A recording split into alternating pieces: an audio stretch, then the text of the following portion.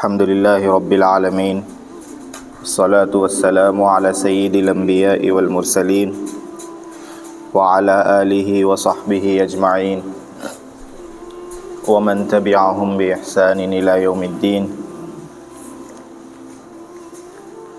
اما بعد فقد قال اللہ تعالی فی القرآن المجید والفرقان الحمید. اعوذ باللہ من الشیطان الرجیم بسم اللہ الرحمن الرحیم. ام کنتم شہداء اذ حضر یعقوب الموت اذ قال لبنیہ ما تعبدون من بعدی قالوا نعبد الہک و الہ آبائک ابراہیم و اسماعیل و اسحاق و یعقوب الہا واحدا ونحن له مسلمون. صدق اللہ العظیم. محترم حاضرین اور پردہ نشین خواتین، میری مائیں اور بہنیں، السلام علیکم ورحمۃ اللہ وبرکاتہ. میرے لیے یہ بڑی خوش نصیبی کی بات ہے کہ میں اس ادارے میں حاضر ہوا. ہمارے برادرم مولانا عمیر ندوی صاحب جب معہد میں زیر تعلیم تھے، اسی وقت سے ان کا اصرار تھا یہاں آنے کا، اور ادھر 4-5 سال گزر گئے. اب ایک بہت اچھا موقع تھا. حضرت یہاں تشریف لانے والے تھے تو انہوں نے مجھے اطلاع دی، تو میں اپنی اصلاح اور استفادے کی غرض سے یہاں حاضر ہوا. اور حضرت کی موجودگی میں میں کچھ کہنا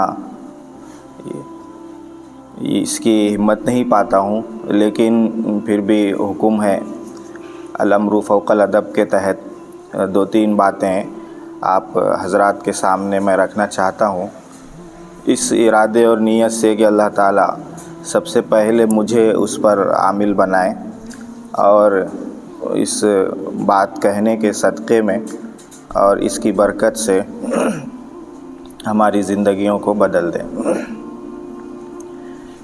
پہلی بات تو یہ ہے کہ جو ادارے دینی تعلیم کے چل رہے ہیں، اس کی اہمیت کو ہم لوگ سمجھیں. ہمارے جو بچے جو بچیاں اسلامی علوم حاصل کرنے کے لیے، قرآن حدیث پڑھنے اور سیکھنے کے لیے ان اداروں میں آ رہی ہیں، تو ان بچیوں کی تعلیم کی اہمیت کو سمجھنے کی ضرورت ہے. اللہ کے نبی صلی اللہ علیہ وسلم نے علم کی بہت فضیلت بیان فرمائی ہے. اللہ کے نبی صلی اللہ علیہ وسلم نے فرمایا کہ من خرج فی طلب العلم فہو فی سبیل اللہ حتی یرجع، کہ جو علم حاصل کرنے کے لیے نکلتا ہے تو اللہ کے راستے میں ہوتا ہے، یہاں تک کہ وہ علم حاصل کر کے واپس آ جائے. تو اللہ کے نبی صلی اللہ علیہ وسلم نے علم حاصل کرنے کے راستے کو اللہ کا راستہ بتایا، کیونکہ علم سے آدمی کو عمل کی توفیق ملتی ہے، اور صحیح عمل علم کے بغیر نہیں ہو سکتا. تو اتنی بڑی فضیلت ہے. اسی طرح حضرت حسن بصری رحمۃ اللہ علیہ سے مرسلاً روایت ہے کہ آپ صلی اللہ علیہ وسلم نے فرمایا کہ جو بندہ علم حاصل کرتا ہے اور اس کی موت ہو جاتی ہے تو اس کے اور نبیوں کے درمیان جنت میں صرف ایک درجہ رہتا ہے، اور غالباً وہ درجہ شہیدوں کا درجہ ہے. تو حصول علم کے ساتھ اگر موت آتی ہے تو اللہ کے نبی صلی اللہ علیہ وسلم نے اس پر جنت کی خوشخبری سنائی. تو اس علم سے مراد وہ علم ہے جو وحی کا علم ہے، جو اللہ کے رسول صلی اللہ علیہ وسلم نے اپنی امت تک پہنچایا ہے. اور یہ علم ہمارے اداروں اور ہمارے مدرسوں میں دیا جا رہا ہے. ہمارے اداروں اور مدرسوں میں بچے یہ علم حاصل کرتے ہیں تو انہیں جینے کا سلیقہ آتا ہے، زندگی گزارنے کا طریقہ آتا ہے۔ یہ ادارے صرف علم نہیں دیتے، تربیت بھی کرتے ہیں۔ آج دنیا میں علم کے بہت چرچے ہیں، کہتے ہیں کہ علم حاصل کرنے کا تناسب اور ریشو پہلے کے زمانے سے بہت زیادہ ہو گیا ہے، ہر بچہ اسکول جا رہا ہے، پڑھ رہا ہے۔ لیکن آج دنیا کے جو تعلیمی ادارے ہیں وہاں صرف علم دیا جا رہا، تربیت نہیں ہو رہی ہے۔ اور علم بھی ایسا علم ہے کہ اس کے حاصل ہونے کے بعد بچے کو جو فکر ستاتی ہے وہ یہ کہ دنیا کیسے حاصل کی جائے، کتنی حاصل کی جائے۔ تو عصری اداروں میں پڑھنے والوں کا مقصد دنیا اور عہدے اور ملازمت یہی سب ہوتا ہے۔ لیکن ہمارے اداروں میں جو علم دیا جاتا ہے وہ علم بچوں کو سنوارتا ہے، انہیں بناتا ہے، انہیں ماں باپ کا ادب کرنا سکھاتا ہے، انہیں یہ سکھاتا ہے کہ خاندان میں کیسے رہا جائے، بھائی بہنوں کے ساتھ کیسے رہا جائے، پڑوسیوں کے ساتھ کیسے رہا جائے، دوسروں کے حقوق کیا ہیں، بیوی بچوں کے حقوق کیا ہیں، ماں باپ کے حقوق کیا ہیں۔ یہ ساری باتیں ہمارے اداروں میں سکھائی جاتی ہیں۔ تو یہاں سے بچے جب پڑھ کے نکلتے ہیں تو سماج میں اور معاشرے میں ایک اچھا نمونہ بنتے ہیں، ماں باپ کی خدمت کرنے والے بنتے ہیں اور گھر کو لے کر چلنے والے بنتے ہیں۔ تو اس لیے ان اداروں کی اہمیت اور اس علم کی اہمیت کو سمجھنا بہت ضروری ہے۔ یہ ایک بات ہوئی۔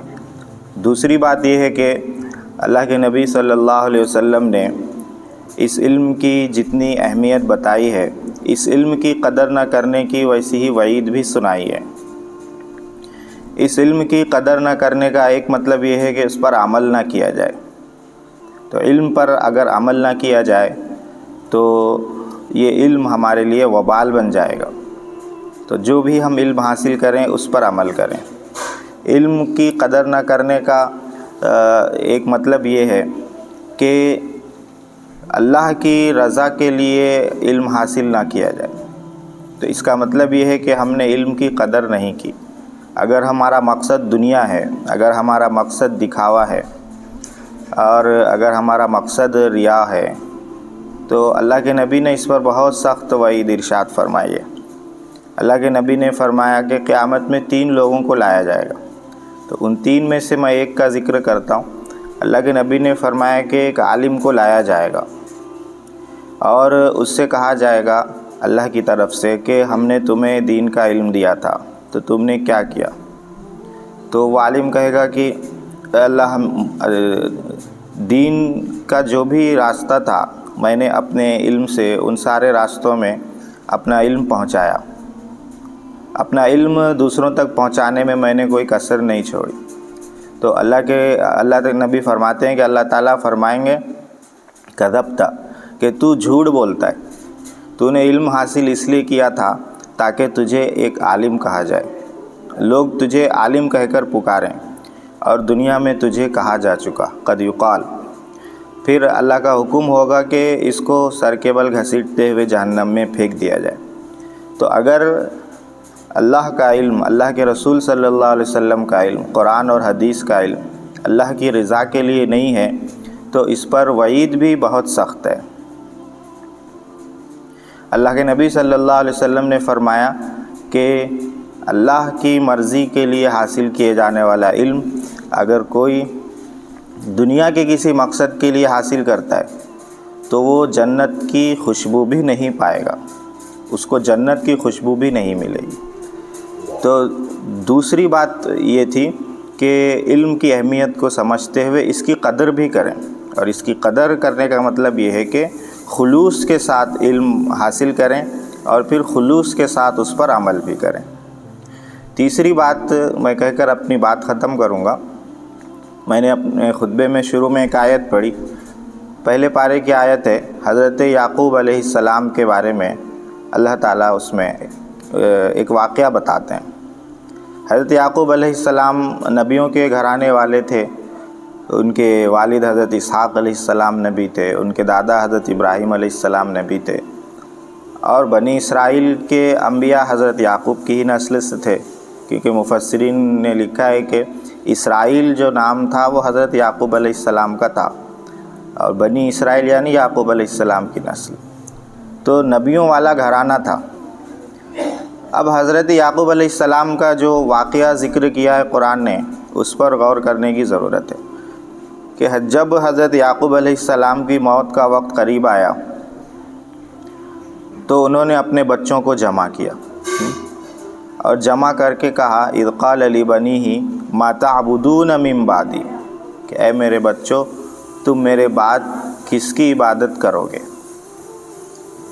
عبادت کا مفہوم یہاں صرف نماز پڑھ لینا نہیں ہے. عبادت کا مطلب یہ ہے کہ کس کی مرضی کے مطابق اور کس کے حکم کے مطابق زندگی گزارو گے، کس کو اپنا معبود مانو گے.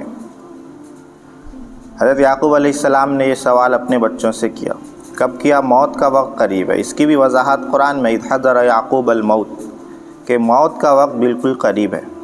حضرت یعقوب علیہ السلام کو جو فکر بے چین کر رہی ہے، وہ فکر یہ نہیں ہے کہ میرے مرنے کے بعد میرے بچے کہاں ملازمت کریں گے، میرے مرنے کے بعد میرے بچے میراث کیسے تقسیم کریں گے، بلکہ انہیں جو فکر بے چین کر رہی ہے وہ یہ ہے کہ میرے مرنے کے بعد میرے بچے دین پر قائم رہیں گے یا نہیں رہیں گے، میرے مرنے کے بعد میرے بچے اللہ کی مرضی کے مطابق زندگی گزاریں گے یا نہیں گزاریں گے. تو اتنا عظیم گھرانہ ہے، نبیوں کا سلسلہ ہے اس گھرانے میں، لیکن اس کے باوجود یہ فکر بے چین کر رہی ہے کہ میرے مرنے کے بعد میرے بچے دین پر باقی رہیں گے یا نہیں رہیں گے. آج کا جو یہ دور ہے، فتنوں کا دور، ارتداد کا دور، فکری ارتداد، عملی ارتداد اور دین سے دور کرنے کا دور ہے. اس دور میں یہ فکر اور یہ بے چینی ہم سب کو پہلے سے زیادہ ہو جانی چاہیے کہ میرے جانے کے بعد میرے بچوں کا کہ دین کا کیا ہوگا. ہم یہ تو سوچتے ہیں کہ میرے جانے کے بعد میرے بچوں کی دنیا کا کیا ہوگا، لیکن ہمیں یہ فکر بے چین کرنی چاہیے کہ میرے جانے کے بعد میرے بچوں کے دین کا کیا ہوگا، وہ دین پر باقی رہ پائیں گے یا نہیں رہ پائیں گے. اور نہ صرف فکر کرنے کی ضرورت ہے بلکہ ان کی ایسی تربیت کرنے کی ضرورت ہے کہ وہ دین پر قائم رہیں، دین کو مضبوطی سے تھامے رہیں، عقیدہ توحید، عقیدہ رسالت اور عقیدہ آخرت پر وہ آخر تک باقی رہیں اور یہ عقیدے ان کے دلوں میں پیوست اور پختہ ہو جائیں. یہ فکر کرنے کی ہم سب سرپرستوں کو، ماں باپ کو بہت زیادہ ضرورت ہے. اور یہ اس طرح کے ادارے اسی طرح کی تربیت کرتے ہیں. ہمیں جو یہ فکر ہے کہ ہمارے بچے دین پر باقی رہیں، تو دین پر باقی کیسے رہیں گے، اس کے لیے ہی یہ ادارے قائم ہیں. تو خوش نصیب ہیں وہ ماں باپ جو اپنے بچوں کو اس طرح کی تعلیم سے جوڑے رکھے ہیں. تو یہ 3 باتیں میرے ذہن میں آئیں. میں اللہ تعالیٰ سے دعا کرتا ہوں کہ اللہ تعالیٰ مجھے اس پر عامل بنائے اور ہم سب کو دین پر قائم رکھے اور ہمارا خاتمہ ایمان پر فرمائے، اور جب ہم اس دنیا سے جائیں تو ہماری زبان پر کلمہ لا الہ الا اللہ محمد رسول اللہ ہو. یہی کلمہ کہتے کہتے ہم رخصت ہوں. وآخر دعوانا ان الحمدللہ.